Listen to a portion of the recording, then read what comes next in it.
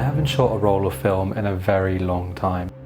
Partly because film is so expensive, but partly because I've been enjoying shooting film on digital cameras with film simulations and editing, hence my username, filmfauxtos. However, recently I came across a new film stock that you probably have already heard of, which was a bit more affordable, and that is Phoenix 200. So Phoenix 200 is a new colour film that's been developed by Harman Lab in the UK. Harman Lab is the same company that make the black and white Ilford stock, which I love, and I think this is their first attempt at a new colour film stock. They very much say on their website that it's quite an experimental film. The shots I've seen online have been quite variable. So Harman market this film stock at ISO 200, but on their website they say you can rate it anywhere between ISO 100 and 400. As this is my first time using this film stock, I thought it would be quite fun to put it in an automatic point and shoot camera, let the camera read the coding strip and see what happens. I thought this would be an easy way of testing out this film stock without having to stress too much about how it's going to look. From what I'd seen from people shooting this film stock, it doesn't perform very well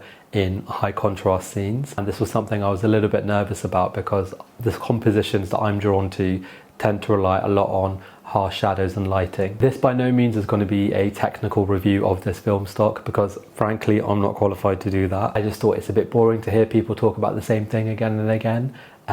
There's loads of other channels for that. Today I just wanted to show some of the photos I've taken and talk about it retrospectively because we all love that content, right?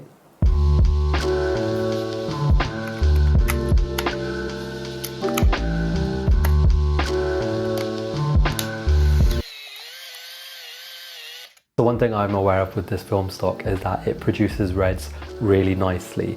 So as I was shooting this roll, I was always on the lookout for red colours to see if I could get that kind of Phoenix 200 pop. So I initially loaded my roll of film at home and I thought I would try with some indoor lighting and also try out the flash and see how the photos came out with and without flash indoors. So this is the first photo I took with Phoenix 200. I was really drawn by the light coming in through the blinds, and I'm actually really happy with how this first image came out. The thing that stands out to me immediately about this photo is how beautiful the halation is on this film stock, and that is something that I've seen loads of people talk about before, and there's only one word to describe this, and that is dreamlike. That will be a running theme throughout these photos. The light that's captured in this has this really interesting halation that is unlike anything I've seen in another film stock before. It's very loose and it really does give this kind of ethereal feel to the photos. So this is the same photo I took with flash. I think actually I prefer the one without flash. You've got some really good detailing in the shadows, which I was really surprised by. I was on the lookout for red and there's a lot of red crockery in my kitchen, so I snapped this shot of the light coming through. I really like the way the light's bouncing off of the various elements in this photo, and particularly that box of eggs. Have you ever seen a more dreamy looking box of eggs before? But also I think that the light's reflected really nicely off of the ceramics and the back wall there. I was really drawn to this scene just because of the strong primary colours. Unfortunately, the film stock didn't produce the image that I wanted, but I think I was able to salvage it a little bit with the editing. This is one moment where I think the shadows weren't very well contained, and actually I wish I'd used a manual camera and exposed a bit better for the shadowing there. And this was another scene from an entirely different shot further down the road that had very similar pops of colour. I wasn't able to get a very good image initially, but again with some light editing I think I got something that I'm quite happy with. But what you can see is the red colours are really concentrated here, and I think it's a really nice pop. I came across these dogs that were different colours and I thought it would be quite a good demo picture just to see how different colours again are produced with this. I'm not quite happy with this composition. It was quite tight and I think I just missed reading the lines of my camera frame. It's a really interesting grain on the film stock against the actual physical grain on these statues, so I think they actually look quite nice, but I wish the composition was a bit better thought out. I'm actually really happy with this photo. So you've got this nice border on the left side of red, which kind of really stands out, but very happy with how sharp this photo was. Sometimes this camera misses its focus quite a bit. Often I get a bit too trigger happy and focus when I'm a bit too close to kind of the recommended focusing distance and I miss the shot. So something I'm still learning with this camera, but here I've got a really beautiful sharp image with a lot of pops of red throughout. Okay, so this is one of my favourite images from this roll, and it's of this lady sat in Ace and Tate waiting for her glasses to get fixed. I don't know, but I just saw her red jacket and I thought, wow, this looks so good against the yellow, and I'm really happy with how it was produced with this film stock. I quite like the framing of this as well. She was perfectly kind of there between the two pillars. Again, I was on the lookout for red, fire station, red, perfect. Composition's not particularly interesting here. Ideally I wouldn't have had that lady in the bottom right. Perhaps I should have waited for an interesting car or cyclist or something to have been going past.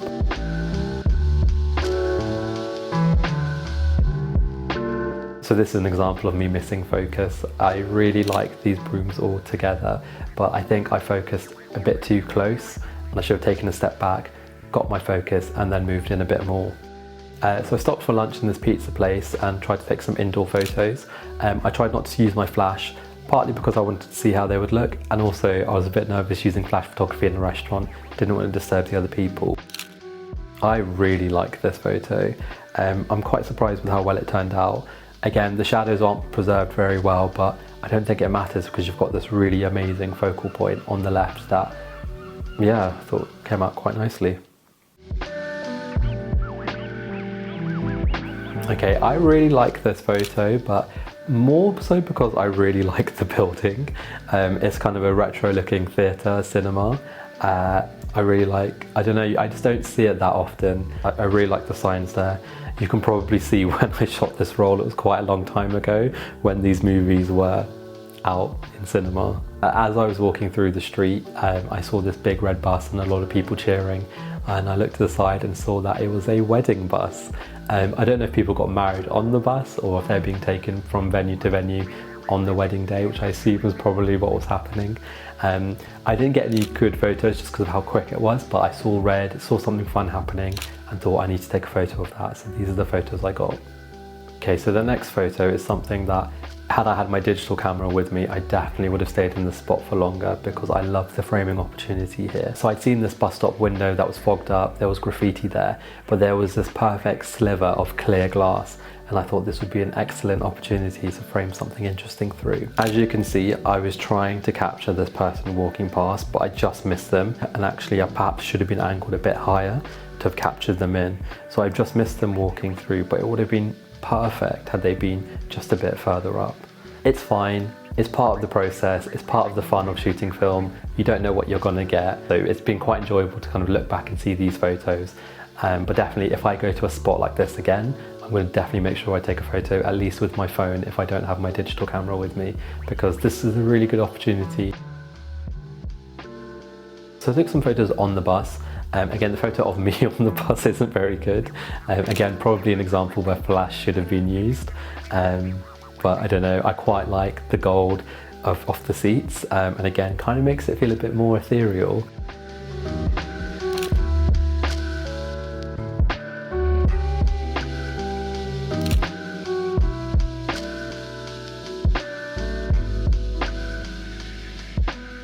This isn't from the same bus journey, but this is from another bus journey. The halation on the chairs is incredible. Looking even here, it's kind of really, the red is really bouncing off the yellow and almost looks like neon. This is a photo that I am quite happy with. I saw this really interesting pocket of light hitting against this backdrop. Again, there's pops of red there with the letterbox frame on the left. I perhaps would have reframed it, made it a bit more prominent, maybe take the whole left side of the photo. I love taking photos through shop windows, shop doors. I'm not sure why, but it's just, I'm quite drawn to kind of slice of life activity. I wish I took a video on my phone. I wasn't very good at taking B-roll as I was out shooting with this camera, which I regret, so I'm really sorry. So next time I'll definitely be sure to shoot more B-roll. This scene was really beautiful. It was something that you would have seen on Tumblr, and I'm really sad that I couldn't capture it well with this camera. I just think it highlights are too washed out. Shadows are okay, but I don't know, overall it missed the mark and it could have been a really phenomenal photo. This is another example where there was beautiful light glimmering against this brick wall, and I don't think this camera or the film stock was able to produce what I wanted. And that was the risk I knew I was taking, you know, shooting this roll on this camera, not having much control or any control actually of the manual settings. So you win some, you lose some, but again, What's a shame is there's a person at the bottom of this frame that have I been able to expose them a bit better, I think this whole shot would have been a lot more interesting. I'm a really big fan of this shot. I was drawn to it just because of how interesting the shadow was wrapping around the box, so it gives a really interesting sense of depth and angling. But again, just the actual like motifs of the fence reminded me of the Louis Vuitton logo, so I thought, it looks, you know, pretty high fashion. So at this point of the walk, I actually went into Waterstones to look at some manga, which is a complete side note, a new obsession of mine. I've really been getting into reading manga. I'd recently finished reading The Promised Neverland at this point. Really good series, would recommend if you're into sort of suspense and thriller stuff.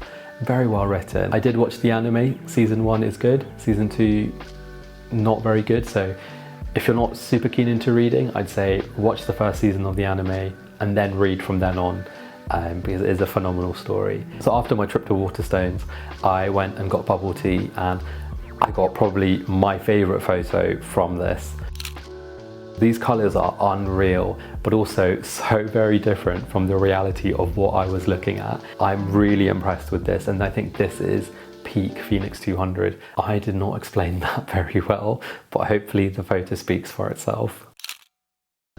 I really like this photo because again it adds that kind of like mysterious ethereal vibe. Almost kind of feels a bit alien-y actually, just with this beam of light.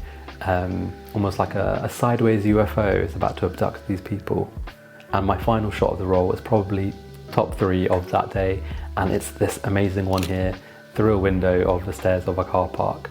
I really like the light here. I really like the framing of myself in the middle, sort of sub-framed by the way the light's being cast. You've got the pop of green there, you've got the pop of yellow.